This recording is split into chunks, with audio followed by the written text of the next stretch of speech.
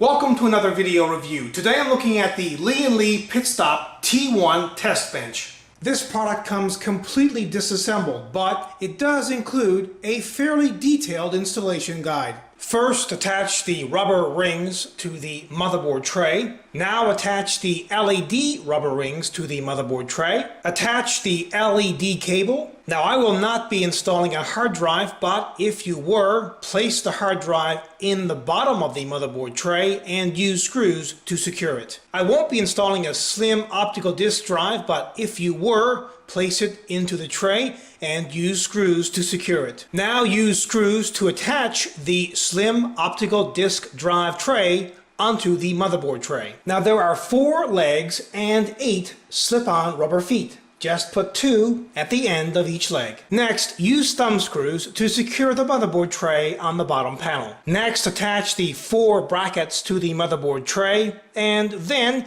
use thumb screws to adjust the angle of the bracket. Now attach the legs to the brackets and use thumb screws to adjust the angle. They include a clamp which is used for cable management, and it gets attached to the bottom panel. Attach the power supply rubber pads to the power supply brackets. Now I will not be installing a power supply, but to do so, just use screws to attach the power supply to the power supply brackets. And then use thumb screws to attach the power supply, and remember that you can use the thumb screws to adjust the angle of the power supply. Now I will not be installing a motherboard, but to do so, first install the motherboard standoffs and then the motherboard. Assembly of this product wasn't that difficult, and it should take between a half an hour to an hour to finish. And this is what it looks like when it's completely assembled. Quite a different looking mini-ITX case for sure. Now the legs all can be repositioned and moved. The motherboard tray also tilts, and so does the power supply at the back. So you can set this up as you please to look like, I guess, the spider that you want it to be. It's very, very unique.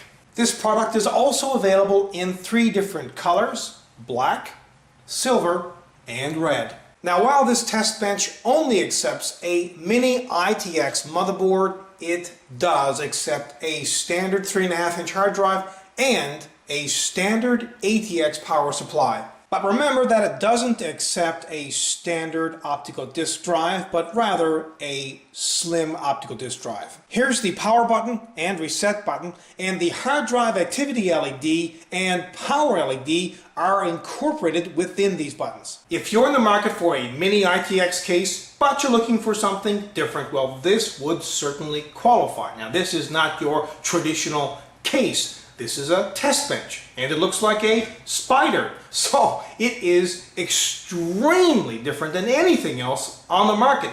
Creativity like this is really, really nice to see. Now the case itself is pretty easy to assemble. It's made from aluminum entirely, and the build quality on this is truly exceptional. It does accept a standard ATX power supply as well as a standard 3.5-inch hard drive, but you will need to have a slim optical disk drive, and it only accepts mini-ITX motherboards.